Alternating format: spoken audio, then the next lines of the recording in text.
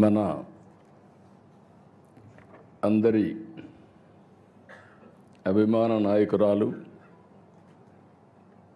మనందరం చాలామంది ఫైనాన్స్ మినిస్టర్లు చూసాం, కానీ ఫైనాన్స్ మినిస్టర్ అంటే ఈ విధంగా ఉండాలని నిరూపించిన మన తెలుగింటి ఆడబిడ్డ శ్రీమతి నిర్మలా సీతారామన్ గారు మన నేల గర్వపడుతుంది. దేశ సేవలో పునీతమైనప్పుడు మన వ్యక్తులు చేసినప్పుడు మనకుండే ఆనందం ఇంకా ఎక్కువ ఉంటుంది. అలాంటి మంచి కార్యక్రమాలు చేస్తున్నటువంటి ఫైనాన్స్ మినిస్టర్ గారికి, వెంకయ్యనాయుడు గారు ఇప్పుడే చెప్పారు, గౌరవనీయులు పద్మవిభూషణ్. నేను చిన్నప్పటి నుంచి చూశాను. ఫస్ట్ టైం ఇద్దరం ఎమ్మెల్యేలుగా 1978లో అసెంబ్లీలో ప్రవేశించాం. అప్పటికి ఇప్పటికీ ఏమాత్రం కూడా పవర్ తగ్గలేదు, అదే పంచుంది. ఇంకా అవసరమైతే పంచి పెంచుతున్నాడు తప్ప ఎక్కడ తగ్గే పరిస్థితులు లేరు. ఆ రోజుట్లో మేము అసెంబ్లీకి వస్తే, నేను ఆ తర్వాత 1980లో మంత్రి అయ్యాను. ఎవరైనా సరే అసెంబ్లీలో ముఖ్యమంత్రితో సహా మంత్రులతో సహా భయపడతారంటే అప్పుడు వెంకయ్యనాయుడు గారికి, జైపాల్ రెడ్డికి భయపడేవాళ్ళు. జైపాల్ రెడ్డి గారు ఇంగ్లీష్లో మాట్లాడేవారు, వెంకయ్యనాయుడు అచ్చ తెలుగులో అప్పటికి ఇప్పటికీ అదే పందాలో మాట్లాడుతున్నాడు. నిర్మోహమాటంగా తనకున్న అభిప్రాయాలు చెప్తూ ఉంటాడు. ఒక విధంగా చెప్పాలంటే అధికార పార్టీలో ఉండేవాళ్ళు కూడా వెంకయ్యనాయుడిని ఎప్పుడు అభినందించేవాళ్ళు. ఎందుకంటే చాలా బాగా మాట్లాడుతున్నాడు, మా గౌరవం పెరుగుతుందని. అలాంటి పవర్ఫుల్ స్పీచెస్ ఇచ్చారు. తర్వాత మనిషిలో కూడా కమిట్మెంట్ చూస్తే, ఆగస్ట్ క్రైసిస్ వచ్చినప్పుడు ప్రజాస్వామ్య పరిరక్షణ కోసం ముందుండి మళ్ళీ ఎన్టీ రామారావు గారిని ముఖ్యమంత్రి చేసే వరకు పోరాడిన వ్యక్తి వెంకయ్యనాయుడు గారు. ఈరోజు వారు చెప్పినట్టు ఒక చిన్న గ్రామంలో పుట్టిన, సాధారణ కుటుంబంలో పుట్టిన, అంచెలుగా ఎదిగి భారతదేశంలోని అత్యున్నతమైన స్థానంలో చేరారు. వారికి మనస్ఫూర్తిగా మనం అందరం కూడా, ఈరోజు రిటైర్ అయినా ఎంత హోందాగా ఉన్నాడు అంత హోందాగా ఉన్నారు అలాంటి వెంకయ్యనాయుడు గారు. ఇకపోతే దగ్గుపాటి వెంకటేశ్వరరావు గారు, మా తోడలుడు.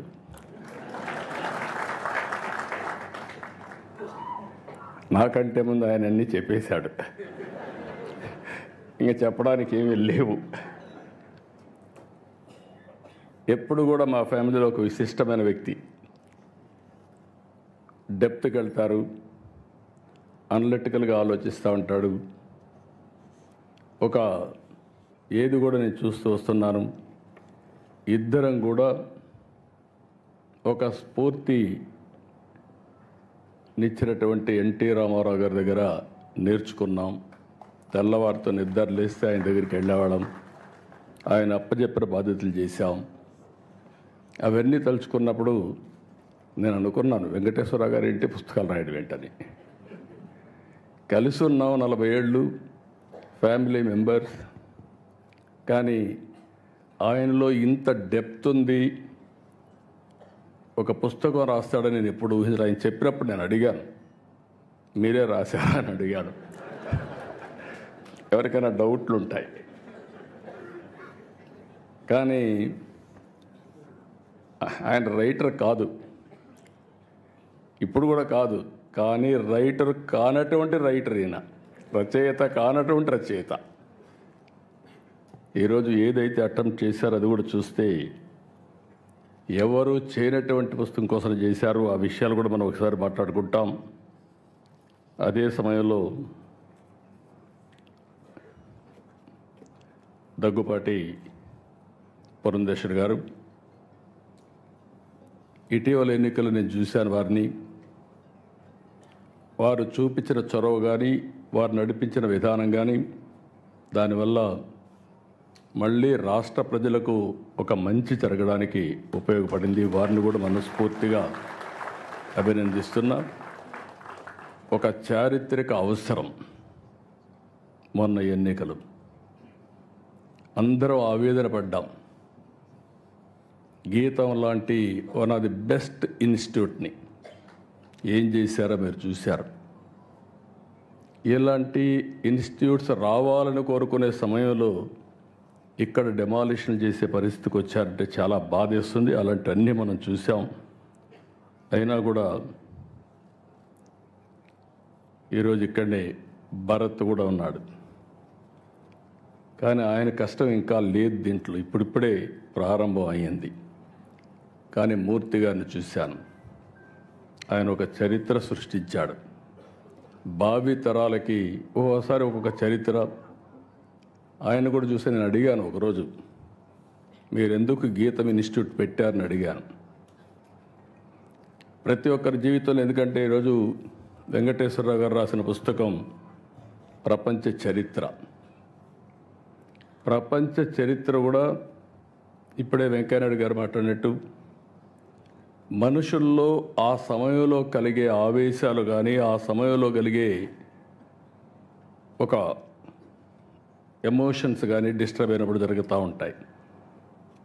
ఈరోజు ఇక్కడ కూర్చున్నటువంటి గీతం యూనివర్సిటీ చూస్తే మూర్తి గారి రెండో అబ్బాయికి సీట్ ఇవ్వలేదు. ఏదైతే విజయవాడలో ఉన్నటువంటి సిద్ధార్థ ఇవ్వకపోతే, నేను అడిగితే సీట్ ఇవ్వలేదు, నీకంటే పెద్ద ఇన్స్టిట్యూట్ పెడతా, గొప్ప ఇన్స్టిట్యూట్ పెడతా అని గీతం స్టార్ట్ చేసిన వ్యక్తి మూర్తి గారు. ఇది నమ్మడానికి శక్యం కాదు, కానీ ఇది వాస్తవం. ఆయన చెప్పిన మాటలు ఇవి. నాకు అలాంటివి చరిత్రలో చాలా జరిగే పరిస్థితి వస్తుంది. అందుకని భారత్ పైన కూడా చాలా బాధ్యత ఉంది. నాకు ఒక నమ్మకం కూడా ఉంది. మూర్తి గారి స్ఫూర్తి ఉంది. ఈ ఇన్స్టిట్యూట్ని బ్రహ్మాండంగా చేస్తారని చెప్పి ఆశిస్తున్నాం. వెంకటేశ్వరరావు గారు, ఆయన జీవితమే ఒకసారి కానీ చేసుకుంటే, ఆయన చెప్పినట్టు ఆయన ఒక డాక్టర్గా చేసిన తర్వాత ఆయన చేయాల్సింది ప్రాక్టీస్ చేయాల. ప్రాక్టీస్ చేయాల.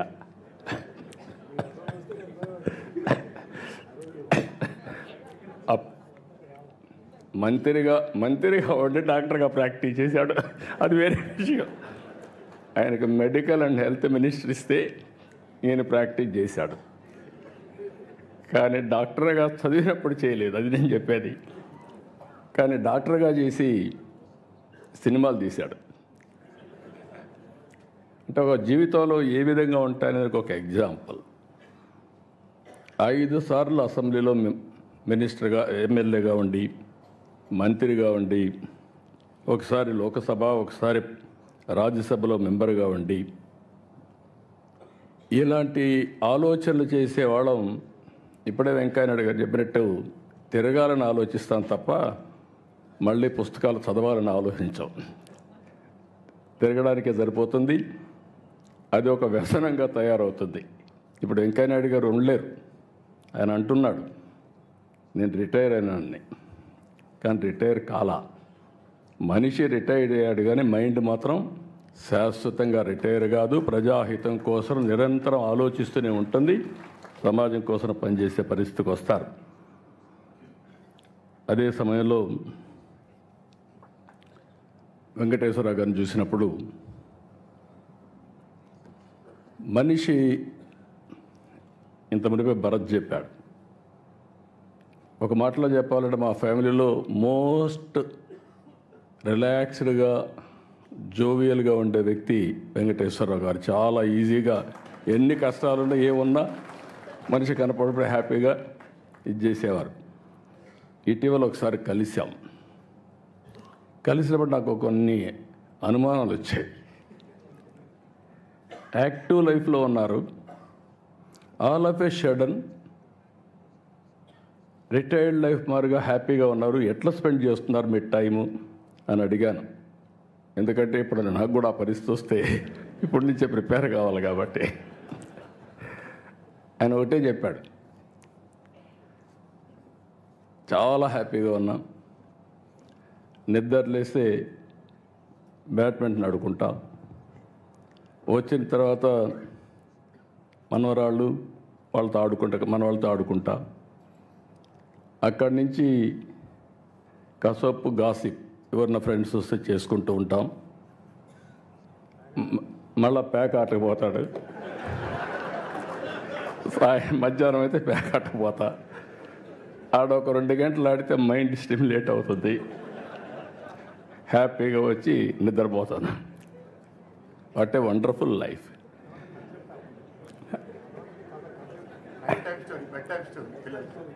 పిల్లలకి అది కూడా చెప్పాడు, నేను మర్చిపోయాను.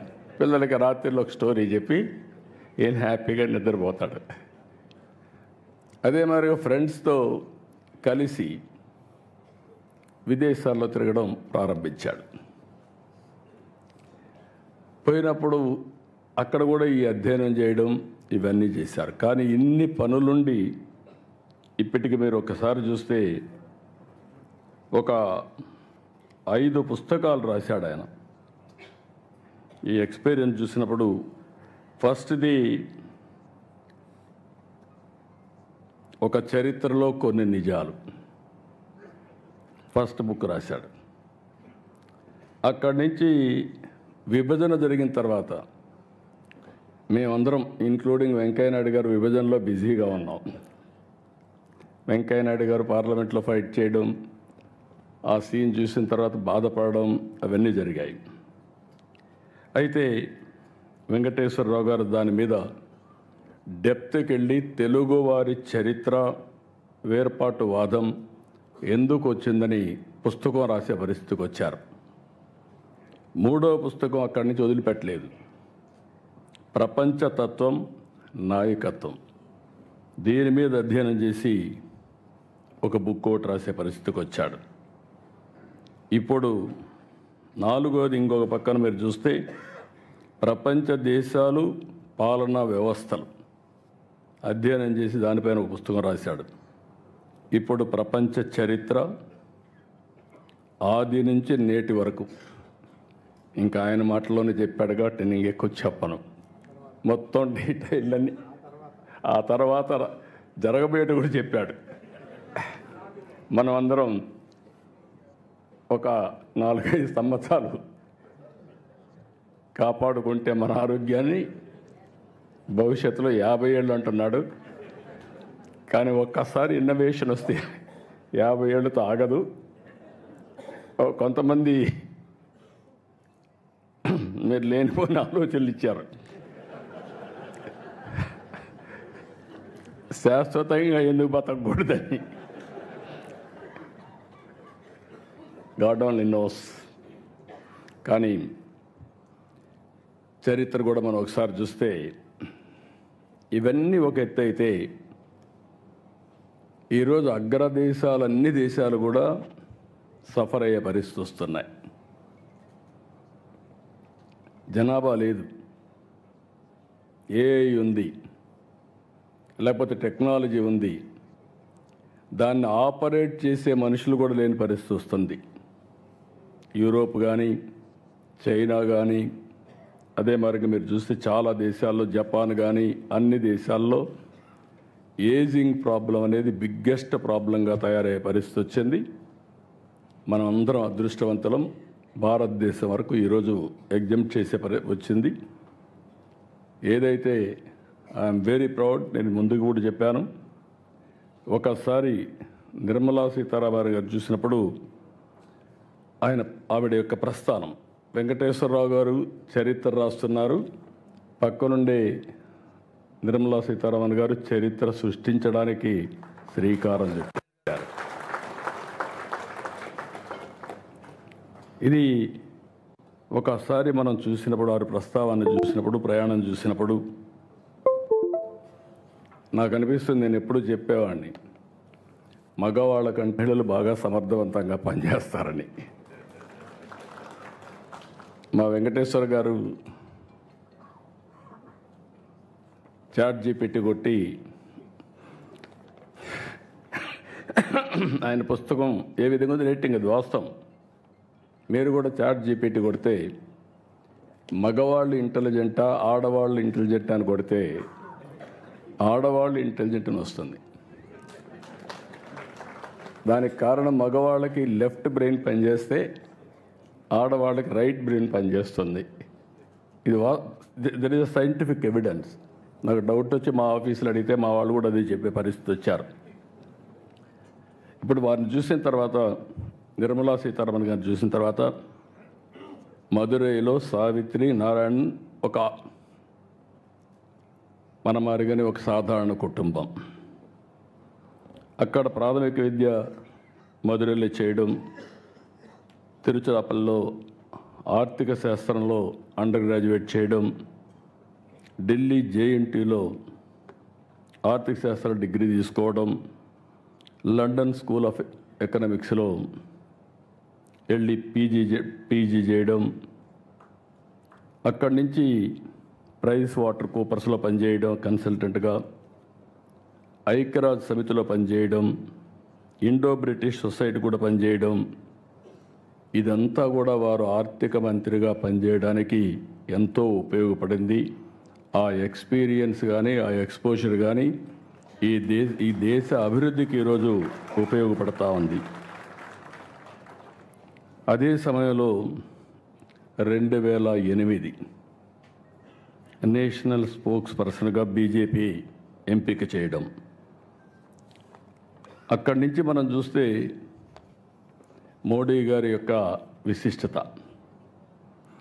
రైట్ పర్సన్ని సెలెక్ట్ చేయడంలో నిర్మలా సీతారామన్ గారిని 2014లో పికప్ చేశారు. నాకు కూడా చాలా సంతోషం. 2014లో మొదటిసారి వారి ప్రస్థానం రాజకీయంగా ఎంపీ అయింది. ఆంధ్రప్రదేశ్ నుంచి అయ్యారు రాజ్యసభలో. అక్కడి నుంచి ప్రారంభమైంది. ప్రారంభమైన తర్వాత ఫస్ట్ టైం అయితే కామర్స్ అండ్ ఇండస్ట్రీస్ మినిస్టర్గా పనిచేశారు. 10 ఏళ్ళు ఫస్ట్ టైం డిఫెన్స్ మినిస్టర్గా, మొట్టమొదటిసారి అనుకుంటే ఇది కూడా రక్షణ మంత్రిగా పనిచేయడం, మహిళ పనిచేయడం ఫస్ట్ ఆఫ్ ఇట్స్ కైండ్. అక్కడి నుంచి 19లో కేంద్ర మంత్రిగా ఫైనాన్స్ ఛార్జ్ తీసుకున్నారు. అంటే 145 కోట్ల మందిని సమర్థవంతంగా నడిపించడంలో, అందరి జీవితాల్లో వెలుగు రావడంలో నరేంద్ర మోడీ గారు ఏ ఆశయాలు అయితే పెట్టుకున్నారో ఆ ఆశయాల్ని అమలు చేసే దాంట్లో ఒక డిసిప్లిన్గా ముందుకు పోతున్నారు. ఓసారి కొంచెం కటువుగా కూడా ఉంటారు, అవసరం కూడా.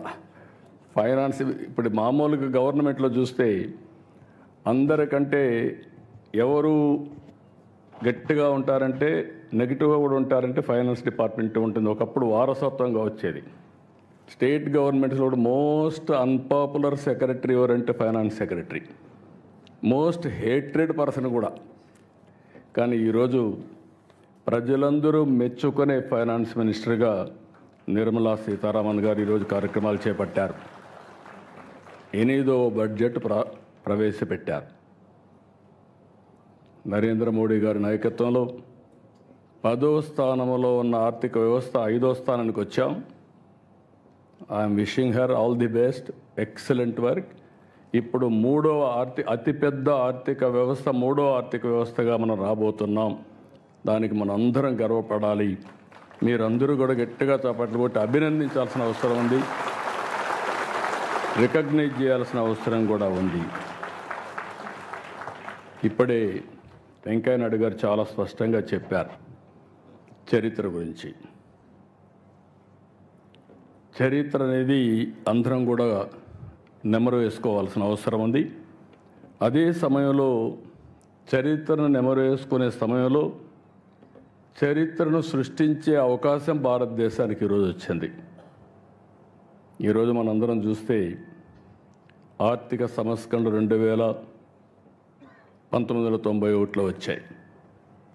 మన తెలుగు బిడ్డ పివి నరసింహరావు గారు ఆర్థిక సంస్కరణలు ప్రారంభించారు. అక్కడి నుంచి ఐటీ వచ్చింది. ఇండియా ఫస్ట్ మూవర్ కింద మూవ్ అయ్యాం. మూడోది demographic dividend as a wind fall gain కింద మనకు వచ్చింది. దీంతో మన వాళ్ళందరూ చూస్తే ఒకప్పుడు ఎవరైనా మాట్లాడితే జూయిష్ ఇస్ ది బెస్ట్ అనేవాళ్ళు. ఇప్పుడు ఏ దేశానికి పోయినా ఇండియన్స్ ఆర్ ది బెస్ట్ అనే పరిస్థితికి వచ్చారు. దాంట్లో తెలుగు వాళ్ళు అగ్రస్థానంలో ఉన్నారు. దానికి నేను గర్వపడుతున్నా. చరిత్ర సృష్టించే ఈ సమయంలో ఏమాత్రం కూడా అశ్రద్ధ లేకుండా అందరం కష్టపడితే నాకు ఏమాత్రం అనుమానం లేదు, వికసిత్ భారత్, స్వర్ణ ఆంధ్రప్రదేశ్. ఈరోజు కష్టాలు ఉన్నాయనే ఉద్దేశంతో నేను ఆత్మస్థైర్యాన్ని పోగొట్టుకోవడానికి సిద్ధంగా లేను.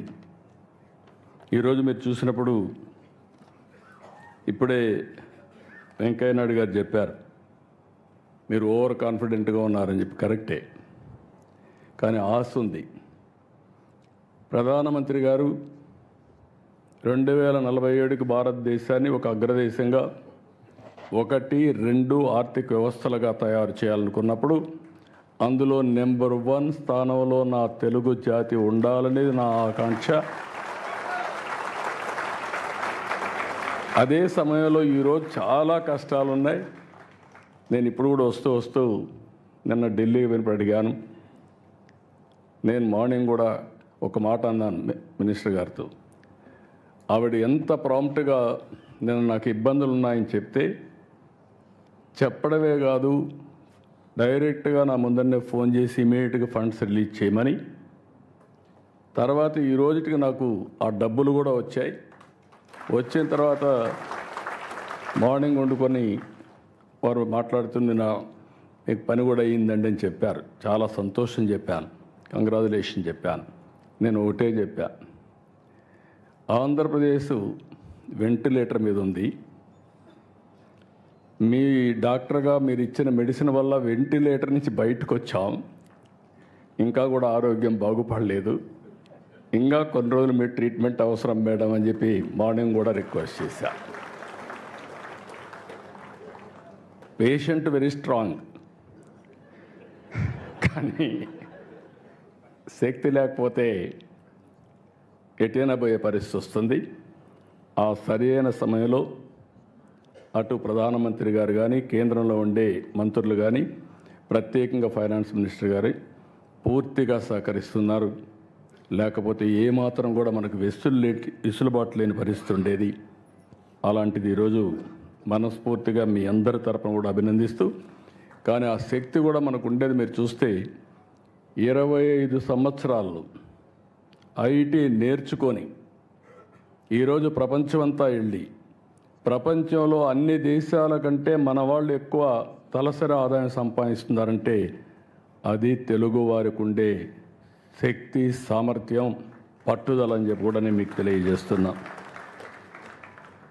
ఇలాంటివన్నీ చూసినప్పుడు మళ్ళీ ఒకసారి వెంకటేశ్వరరావు గారిని కొన్ని కోట్ల సంవత్సరాల మానవ పరిణామ క్రమాన్ని, ప్రపంచ చరిత్రను తెలుగులో అనువదించడం ఒక అద్భుతమైన ప్రయత్నం. నేను ఇంకా చదువుతాను, ఎప్పుడు టైం దొరికితే అప్పుడు చదువుతాను. చదివిన తర్వాత నేను కూడా మీరు అన్నట్టు నేర్చుకోవాలని ఇది ఉంది. కానీ ఈ పనుల వల్ల ఇది చేయడం లేదు. కానీ one of the best book. దాంట్లో నాటి ఆచారాలు, ఆహార వేట నుంచి వ్యవసాయ వరకు ఇందులో ఉంది. ఆయన మాట్లాడినప్పుడు చాలా డీటెయిల్స్ చెప్పాడు. కొన్ని నాకు కూడా అర్థం కాల, ఎందుకంటే నేను చదవలేదు కాబట్టి. అలాంటివి డెప్త్కు పోతే తప్ప, ఒక ఆరాటం ఉంటే తప్ప, ఏదో సాధించాలి, ఏదో ప్రపంచానికి తెలియజేయాలి అనే తపనుంటే తప్ప ఇది సాధ్యం కాదు. అందులో ఖండాల విభజన కానీ, తెగల వలసలు కానీ, ప్రాంతాల మార్పులు, మానవ చరిత్రపై వాటి ప్రభావం, యుద్ధాలు, సామ్రాజ్యాల ఆవిర్భావం, మత విశ్వాసాలు, మత పెత్తనాలు, ఇవన్నీ కూడా ఏ విధంగా వచ్చాయన్నీ చెప్పారు. ఇంకొక పక్క బానిస వ్యవస్థ, సామాజిక సంస్కరణలు, నగర రాజ్యాల ఏర్పాటు, అభివృద్ధి, గ్రీక్, పర్షియన్ యుద్ధాలు, వాటి ప్రాముఖ్యత తెలుసుకునే అన్నీ కూడా కూలంకుషంగా ఒక మాటలో చెప్పాలంటే ఏది వదిలిపెట్టకుండా సైన్స్, టెక్నాలజీ, హిస్టరీ, పాలిటిక్స్, ఇజాలు అన్నీ కూడా ఏది జరిగిందో, ఏది పనిచేస్తుందో అవన్నీ కూడా చెప్పారు. ఇంకొక పక్కన భాష, కళలు, వాస్తు, శిల్పం, భూ సంస్కరణలు, సామాజిక న్యాయం, ఆధునిక చరిత్ర, భూస్వామ్య వ్యవస్థలు, తెగలు, జాతులు, భారతీయ రాజులు, కడాన ఇటీవల ఆంధ్రప్రదేశ్లో ఉండే ప్రజా పరిపాలన కూడా అధ్యయనం చేసే పరిస్థితికి వచ్చాడు. అదే దండయాత్రలు, ఇంకో పక్కన చూస్తే అచ్చు యంత్రం నుంచి ఇంటర్నెట్ వరకు సాంకేతిక విప్లవం, ఫ్యూచర్లో ఏం జరగబోతుందో మళ్ళా ప్రిడిక్ట్ చేసి అన్నీ కూడా ఇంత మునుపు వెంకయ్యనాయుడు గారు చెప్పినట్టు చరిత్రను వక్రీకరించకుండా జరిగిన చరిత్రను జరిగినట్టు చెప్పడం అనేది ఏ కొద్ది మంది చేస్తారు. అందులో డాక్టర్ వెంకటేశ్వరరావు గారు ఒక్కరని చెప్పి మీ అందరికీ తెలియజేస్తున్నా. ఇలాంటి మంచి బుక్ రాసిన వారిని అభినందిస్తూ వీటి కోసం వారెంత తపన పడ్డారు, శ్రమ చేశారు, అన్ని చేసి ఇలాంటి వన్ ఆఫ్ ది బెస్ట్ బుక్ని మనందరికీ అందించారు. ఇది ప్రతి ఒక్క ఇంట్లో కూడా ఉండదగ్గ పుస్తకం, ప్రతి ఒక్క లైబ్రరీలో ఉండవలసిన పుస్తకం. ప్రతి ఒక్కరు కూడా చరిత్ర తెలుసుకోవాల్సిన అవసరం ఉంది. అలాంటి చరిత్ర తెలుసుకోవడానికి సులువైన మార్గం ఈ యొక్క బుక్ అని చెప్పి మరొకసారి తెలియజేసుకుంటూ, మేము మామూలుగా ఎప్పుడూ రాజకీయ మీటింగ్లు ఉంటాయి. ఈరోజు వండర్ఫుల్ మీటింగ్, ఒక ఆత్మీయ సమ్మేళనం నా లెక్క ప్రకారం. మా కుటుంబంలో ఒక మంచి రచయిత అధ్యయనం చేసి ప్రాక్టికల్గా ఏ విధంగా సమాజానికి అందించాలో అందించారు. వారిని మనస్ఫూర్తిగా అభినందిస్తూ, ఆయన ఒకసారి మాట్లాడుతూ తెల్లవారుజాము నిద్ర వచ్చేది కాదు, లేచి మళ్ళీ కాఫీ తాగేసి కూర్చొని రాసి తర్వాత పడుకునేవాడిని అని చెప్పారు. అంటే ఆ పట్టుదల ఉన్నప్పుడు మనిషిలో అలాంటి శక్తి వస్తుంది. ఓసారి నిద్ర రాని రాత్రులు గడుపుతూ ఉంటాం, కానీ అల్టిమేట్గా one of the best achievement. I wish him all the best, excellent work. మీ అందరి తరపున మరొక్కసారి మనస్ఫూర్తిగా అభినందిస్తూ అందరికీ నమస్కారాలు. జై Hind.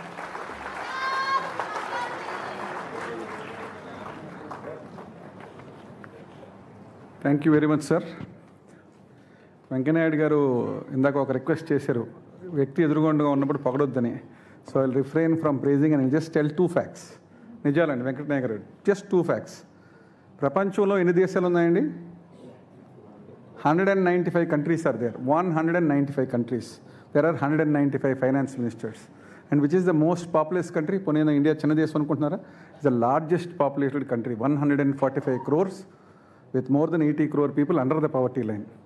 And 195 countries. But in 195 finance ministers, నేను చెప్పింది కాదు, World Bank, everybody, India is the fastest growing economy in the world. Who made this possible? Narendra Modi as the Prime Minister, but Nirmala Sitharaman as the Finance Minister made this possible. India is the fastest growing economy in the world in 195 countries. There are 195 finance ministers, and she is the best, and she has performed, and this is a fact. Ma'am?